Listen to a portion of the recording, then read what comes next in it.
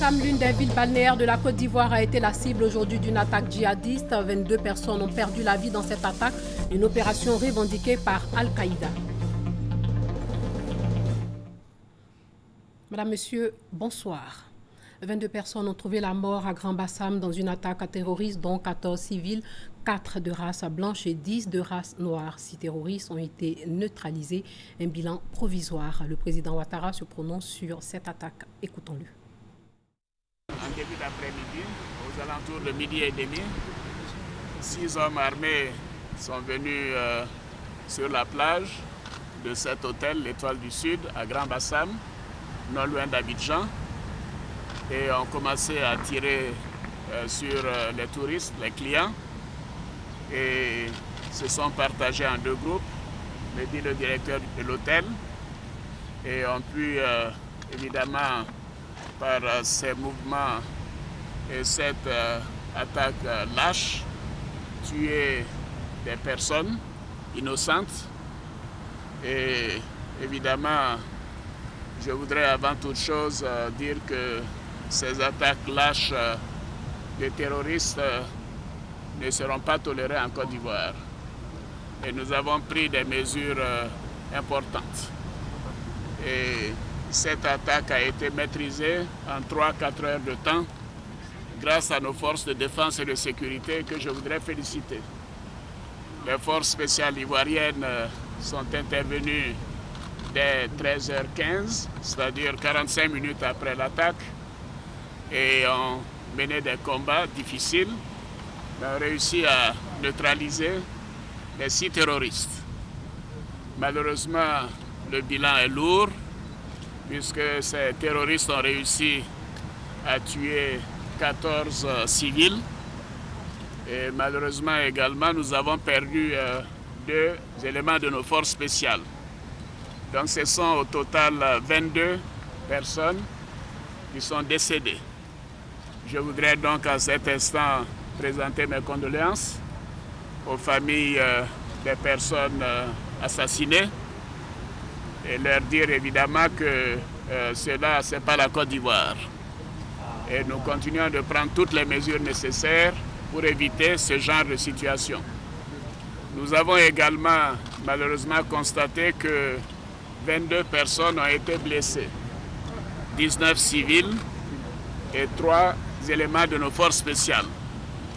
Et je voudrais dire à monsieur le directeur de l'hôtel que nous saluons la bravoure des clients et leur sang-froid, parce que nombreux sont ceux qui ont pu nous envoyer au centre de situation des textos qui nous ont permis de localiser ces assassins et de les neutraliser. Et à l'heure où je parle, le calme est revenu à Grand-Bassam. Les personnes qui étaient assignées à 50 km d'ici pour le week-end ont pu rentrer tranquillement à Abidjan. Et je voudrais dire à tous nos concitoyens, à toutes les populations, que la situation est sous contrôle, le calme est revenu et nous continuons de renforcer la sécurité à Grand-Bassam, à Abidjan et sur l'ensemble du territoire ivoirien. Vous l'avez vu sur ces images, le chef de l'État s'est immédiatement rendu à Grand-Bassam. Alassane Ouattara a visité les 3 hôtels qui ont subi l'assaut des assaillants. Plusieurs membres du gouvernement l'ont accompagné. Le ministre d'État, ministre de l'Intérieur et de la Sécurité, Ahmed Bakayoko, était sur le plateau du 20h. On écoute un extrait de son intervention. Condoléances à toute la nation, parce que c'est la première fois que notre beau pays subit un attentat terroriste. Donc c'est un événement marquant de notre vie. Et prompt rétablissement à tous les blessés. Comme vous avez vu tout à l'heure, le président a pris en charge le dossier. Il a pris les commandes de toute la coordination. Il a activé le pacte qui est notre plan antiterroriste. Et donc, et toutes les forces ont joué leur partition. Vous savez très bien que notre pays est ciblé depuis quelques années. Donc, ce n'est pas tout ce qu'on fait qu'on met sur la place publique. Il y a eu beaucoup d'anticipation. Et la capacité de réaction de nos forces est liée à cette anticipation. Il n'y a même pas plus de 10 jours, nous avons mis en place un processus de simulation de ce genre de situation et de notre capacité de réaction. Vous avez pu noter que pratiquement à 30 minutes de la survenance des premiers coups de feu, c'est-à-dire à 12h25, déjà les sites étaient confinés par les premières forces en présence. Et en moins de 2 heures, il y a eu les assauts et 2 heures après, les terroristes étaient neutralisés. Vous savez, cette plage, il y a souvent 500 à 1000 personnes. S'il n'y avait pas eu cette réaction prompte de nos forces, le bilan aurait été plus lourd. Après la fusillade, l'un de nos reporters, Michel Dicry, s'est rendu sur le lieu. Il a recueilli des témoignages sur place. C'est par là qu'il a commencé à tirer. Là. Okay. C'est par là qu'il a commencé à tirer. Le premier coup est couché là. On était arrivé. Il y a un premier coup de tir au niveau de là. Dans moi, chez moi, c'était la PJ qui poursuivait les braqueurs. À ma grande surprise, où je remarque un gars, 3 personnes qui sont vraiment très armées, ils avaient poché les cartouches au niveau du ventre. Ils ont trouvé le jeune frère qui est couché là. Ils l'ont abattu en même temps. Le dimanche noir de Grand Bassam a débuté aux alentours de 13 h. Les ruelles se vident lorsque des tirs sont entendus du côté de la plage au quartier France.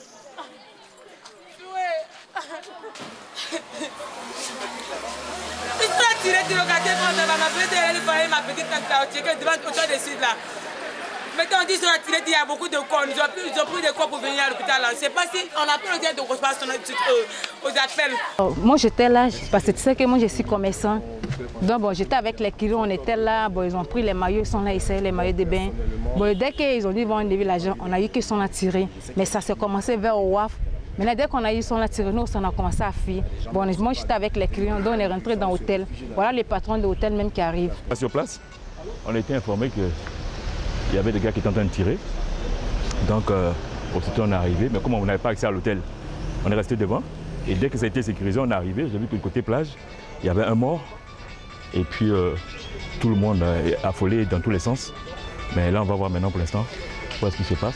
Le périmètre est sécurisé par les forces républicaines de Côte d'Ivoire et d'autres forces étrangères. Des fouilles sont faites sur les personnes qui sortent du site de l'attaque, pendant que les blessés sont évacués dans les différents centres hospitaliers.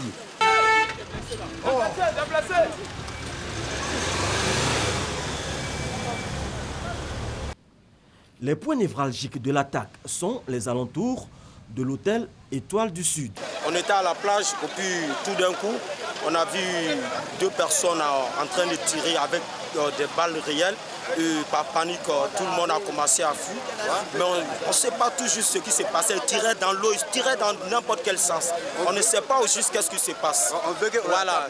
Bon, en tout cas, ce que je peux dire, il y a vu un peu dedans, ils sont venus, ils étaient un peu nombreux, ils étaient au moins 5 ou 6 personnes. Il y a 2 qui sont venus, les gens, ils ont tiré 3 fois en l'air. Il y a d'autres personnes qui se sont couchées à terre, mais ils ont commencé à les arroser. Et puis il y a d'autres qui nageaient, ils ont commencé à tirer sur eux en désordre là-bas. Moi-même, j'étais à 60 mètres d'eux.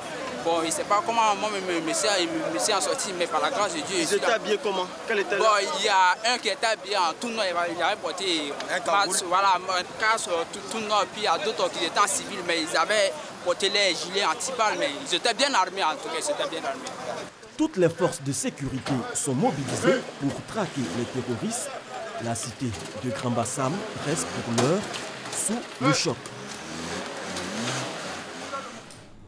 Ville historique et ancienne capitale coloniale sur la côte du Golfe de Guinée, Grand Bassam abrite plusieurs hôtels fréquentés par une clientèle d'expatriés le long d'une plage où afflue la population abidjanaise en fin de semaine. À 16 h, les rues étaient désertes, les commerçants ont fermé boutique. Hamza Diaby nous décrit un peu mieux la scène. D'ordinaire, le dimanche à Bassam est différent. La ville grouille de monde et les plages sont généralement prises d'assaut. Ce 13 mars n'est pas un dimanche ordinaire. Grand Bassam a donc un autre visage. La première capitale de Côte d'Ivoire a essuyé à la mi-journée une attaque terroriste, la toute première de son histoire, un fait inédit pour le pays tout entier. C'était les gens même qui sont venus attaquer en même temps la population et commencer à tirer sur tout le monde. Tout le monde est rentré. À 13 h, moi je suis un photographe, j'étais sur la plage et à un moment je vois des gens courir depuis de couleur moderne. Ça courait comme des manias. J'ai eu peur. Donc moi aussi j'ai commencé à courir. Bon, ça tirait en désordre, on ne comprenait pas. On ne sait pas qui tire, on ne sait pas. Donc les gens couraient en désordre. Jusqu'à présent, ma moto est restée sur la plage là-bas. À ma grande surprise, je vois des gens qui venaient de la plage, courant, tout ça là, les voitures aussi qui faisaient demi-tour, qui retenaient, et puis on dit que ça tire. Donc, tout de suite on a fermé, parce qu'on ne comprenait rien. Donc pour la sécurisation aussi de nos magasins, on a commencé à fermer. Si la situation est stabilisée, on rouvre les magasins encore. Mais là, c'est demain. Rouvrir demain, lundi, et vivre la vie, certainement un message des populations à ces terroristes. La ville, patrimoine mondial de l'UNESCO, reste debout et continue sa marche. Les forces de défense et de sécurité ont quadrillé la ville. Les éléments de l'unité de police spécialisée contre les attaques terroristes, de l'unité d'intervention de la gendarmerie nationale, des forces spéciales, des forces républicaines de Côte d'Ivoire, appuyées des forces françaises, ont investi la zone. Un impressionnant déploiement de presque toutes les unités des forces de défense et de sécurité. Grand Bassam, la ville historique, a été secouée ce dimanche en début d'après-midi. Des individus armés ont tiré ce jour. Les tirs auraient débuté à l'hôtel Coral Beach pour continuer dans les établissements environnants, notamment l'Étoile du Sud et le WAF Hotel. La plage n'a pas été épargnée par la fusillade qui a fait de nombreux blessés transportés vers les hôpitaux et des morts, dont des assaillants suivis de la saisie de gilets et de grenades. Des familles ont été évacuées des lieux. Quand il a commencé à tirer, il partait. Moi, j'étais derrière les camarades. Il était derrière même. Il n'était pas sur les lieux. Il les voyait. Là, quand ils ont tiré, là, moi, j'ai récupéré une fille qu'ils ont tiré sur ses seins. Actuellement, c'est moi qui l'ai envoyé à l'hôpital. Il y a envoyé 3 personnes à l'hôpital. Je ne vois pas mon bébé de 6 mois. Un petit garçon de 6 mois, tellement je ne le vois pas. Hein? Je ne vois pas l'enfant. Mon bébé, je ne vois pas l'enfant, je ne vois pas ma voisine. Bon, moi, j'ai vu une seule personne. C'était un noir. Parce que moi, je suis pas allé entrer dans l'eau. Les vagues venaient. Quand ils sortent des vagues, je regarde. Quand je regarde au bord de la plage, je vois qu'il venait. Maintenant, c'est après quand je suis là, j'ai vu qu'il a commencé sur la foule maintenant. C'est là maintenant, il sautait un peu plus. Les forces de l'ordre arrivées en nombre ont bouclé le quartier France, théâtre de la fusillade. Le pont reliant le reste de Grand Bassam au quartier France est pour l'heure fermé à la circulation. Le calme est revenu et le ratissage se poursuit afin de débusquer ces assaillants. De nombreuses personnes sont blessées. Elles ont été évacuées vers l'hôpital général de Grand Bassam. Quelques blessés encore sous le choc expliquent ce qu'ils ont vécu au micro d'Alexis Ouedraogo. Hôpital général de Grand Bassam ce dimanche. Nous sommes allés à la rencontre des victimes de l'attaque qui a fait de nombreux morts et blessés. L'hôpital a reçu dès les premières heures les personnes atteintes par balles ou blessées dans leur fuite. Isabelle nous raconte l'horreur. On a entendu les coups de fusil. Donc comme j'étais assise avec mes enfants, je les ai attrapés comme ça. Bon, puisque tout le monde courait. Donc les 3 autres ont commencé à fuir. Le bébé qui était avec moi, donc je l'ai serré. Et puis j'ai rampé, je suis allée de l'autre côté, je suis allée trouver d'autres personnes là-bas. Non loin d'elle, Anna, touriste, est encore sous le choc. Elle n'a toujours pas de nouvelles de son mari. Moi, j'étais avec un groupe de 11 danseuses et moi, je ne les ai plus vues. Ni les batteurs, ni aucune personne, ni mon mari, ni aucune personne.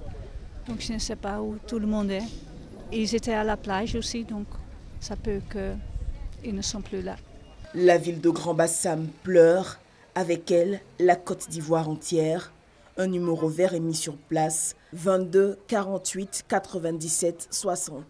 Il permettra de prendre en charge les victimes et leurs familles.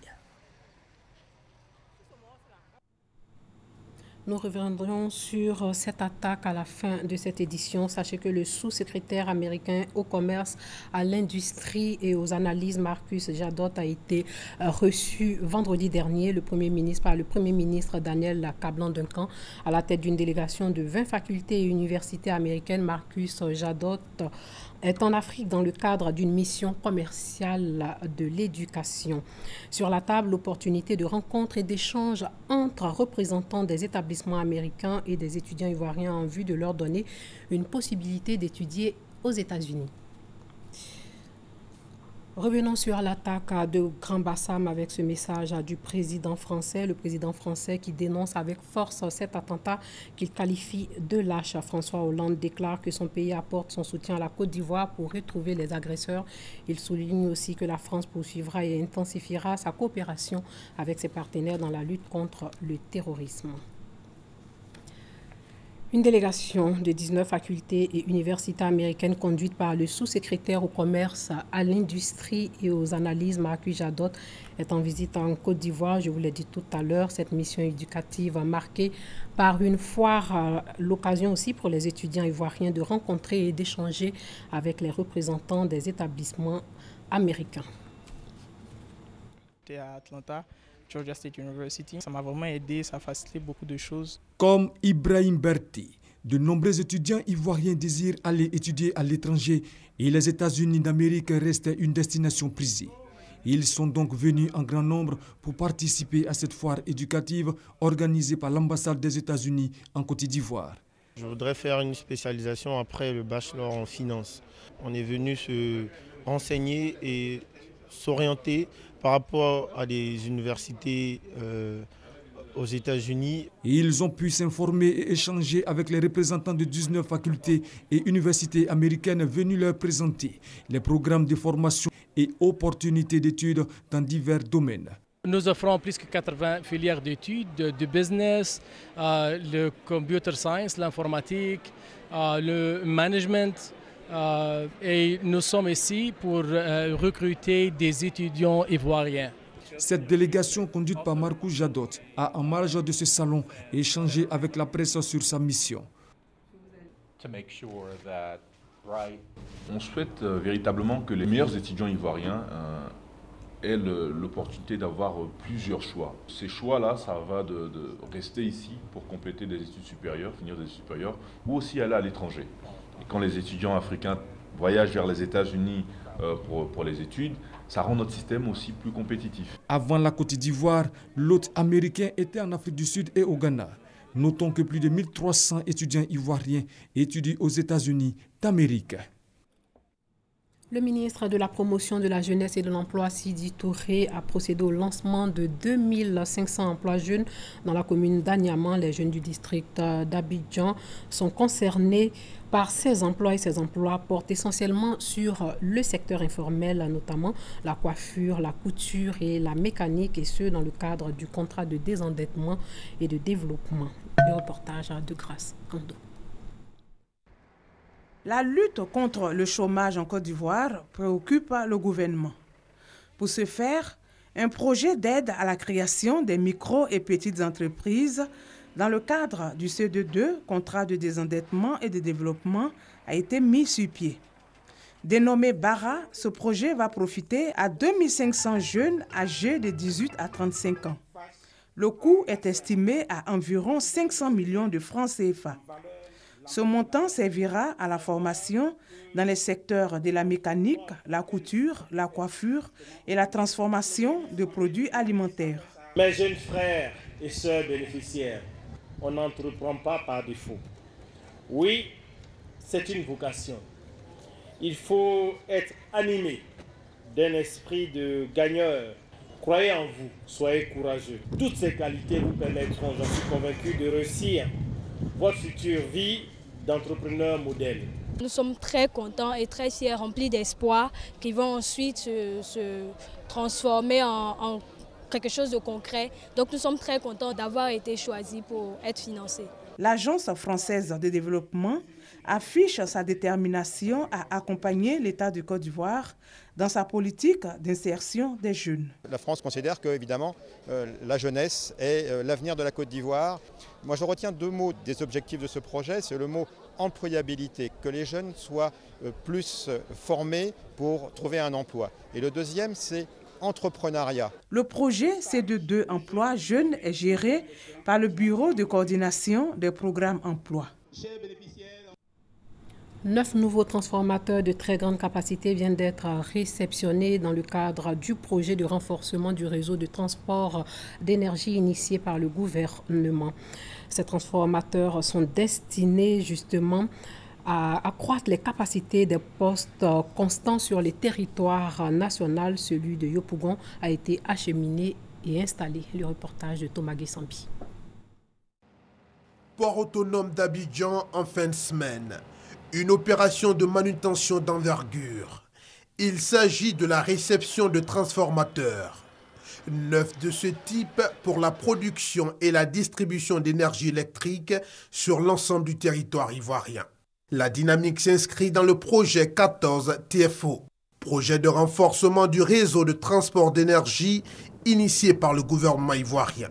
Tout un spectacle, l'acheminement d'un de ces transformateurs à Yopougon, où il doit être installé. Ici, il y a des opérations de déchargement et d'installation tout aussi impressionnantes avant d'en savoir plus sur l'intérêt du projet dans le district d'Abidjan.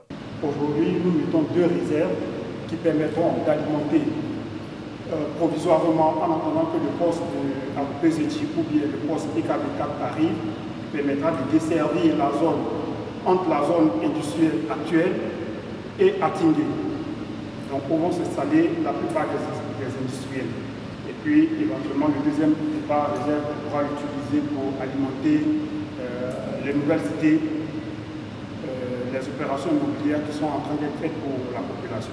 Au total, 14 transformateurs pour remplacer 14 autres en limite de capacité, dont 6 dans la région d'Abidjan et 8 à l'intérieur du pays, pour un financement de plus de 6,3 milliards de francs CFA.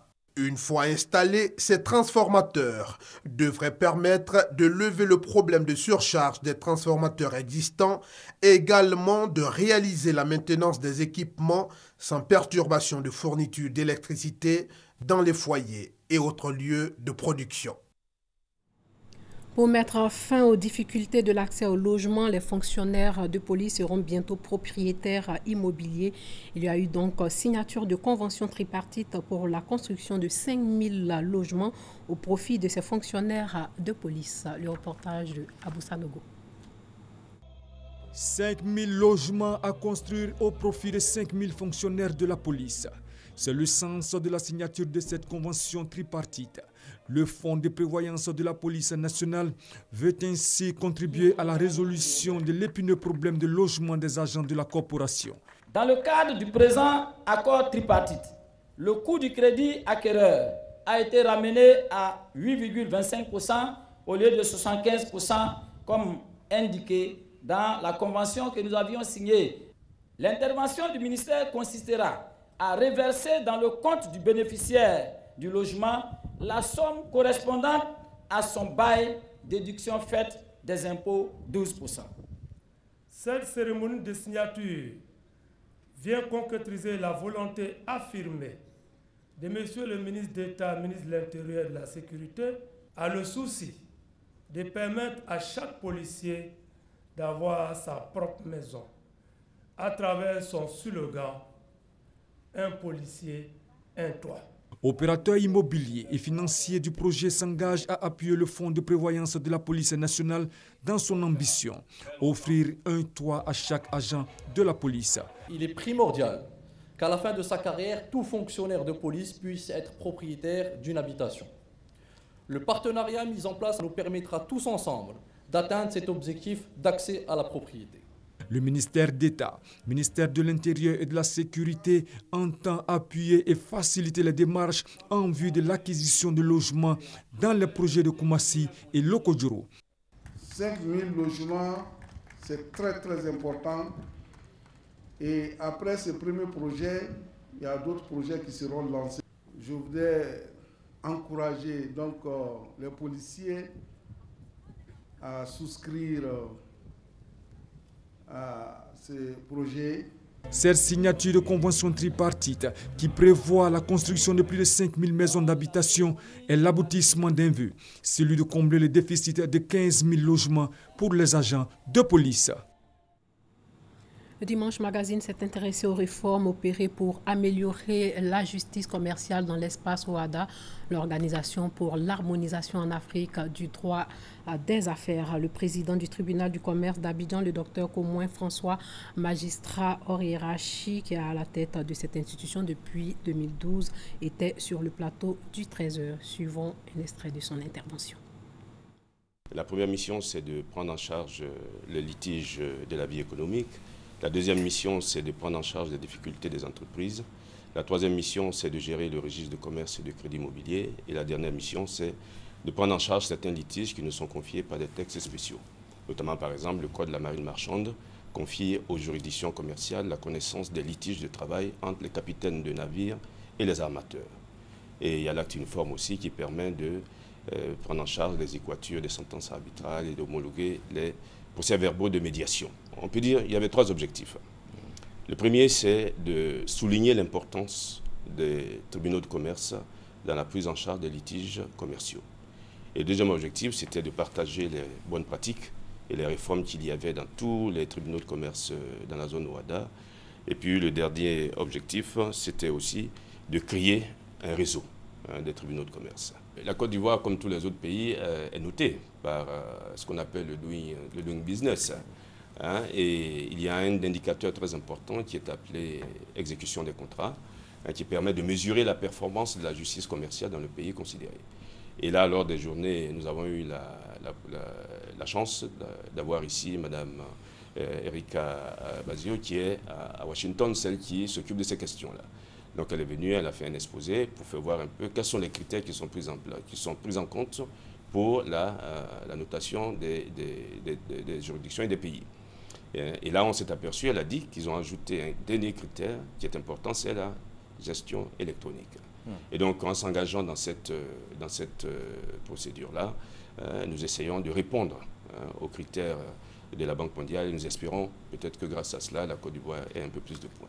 Nous pensons qu'il est important qu'au-delà des personnes qui animent ce tribunal, que la performance soit maintenue.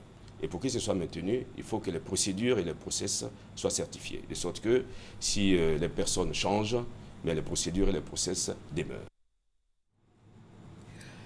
Revenons sur cette attaque à Grand Bassam et sachez que le président français François Hollande a dénoncé avec force cet attentat qu'il qualifie de lâche. François Hollande déclare que son pays apporte son soutien à la Côte d'Ivoire pour retrouver les agresseurs et souligne par ailleurs que la France poursuivra et intensifiera sa coopération avec ses partenaires dans la lutte contre le terrorisme. Enfin, le président François Hollande témoigne aux victimes et à leurs familles la solidarité de la France.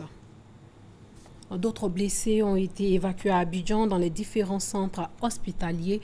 Les familles des victimes sont à la recherche d'informations. Un des témoins de l'attaque a rendu son témoignage à notre reporter Gabriel Zani.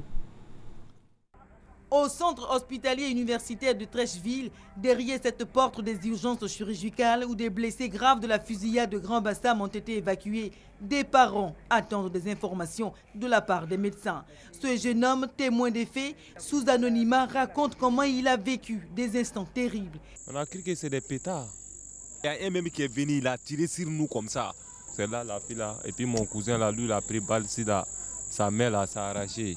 Lui qui était arrêté à la sortie, là, il a tiré sur moi, mais c'est Dieu qui m'a fait sortir. C'est des noirs, mais ils ont un peu teint clair, pas trop. Il y a l'autre là, lui était noir. D'autres familles attendent de voir la liste des blessés amenés aux urgences du CHU. Toujours pas de nouvelles. Ce dimanche 13 mars, dans 3 hôtels situés sur une des plages de Grand Bassam, des assaillants ont ouvert le feu sur des personnes venues se détendre en ces temps d'intense chaleur à Abidjan et périphérie. Après l'attaque, le chef de l'État s'est rendu immédiatement à Grand Bassam, Alassane Ouattara, à visiter les 3 hôtels qui ont subi l'assaut des assaillants. Plusieurs membres du gouvernement l'ont accompagné. Suivant ce reportage de Awatouri. Dès les premiers instants de l'attaque survenue à Grand Bassam, l'exécutif ivoirien s'est mobilisé pour comprendre et mettre fin à cette barbarie. Dans l'urgence, le président Alassane Ouattara a convoqué et présidé une réunion de crise au ministère de l'Intérieur et de la Sécurité en vue de faire l'état des lieux. Une fois la situation maîtrisée et le bilan dressé, le chef de l'État s'est dans la foulée rendu à Grand Bassam. Première escale dans la cité balnéaire, l'Étoile du Sud, premier hôtel attaqué par les assaillants. Il a ensuite visité l'hôtel Le Wharf, également frappé par l'attaque terroriste de ce dimanche après-midi. Enfin, le président de la République s'est rendu à l'hôtel La Taverne Bassamoise, autre lieu touché par l'attaque.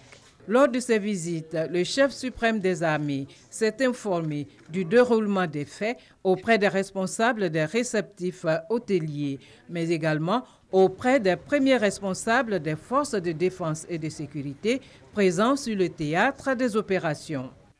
Face à la presse, le président Alassane Ouattara a déploré cette attaque avant de présenter ses condoléances aux familles des victimes.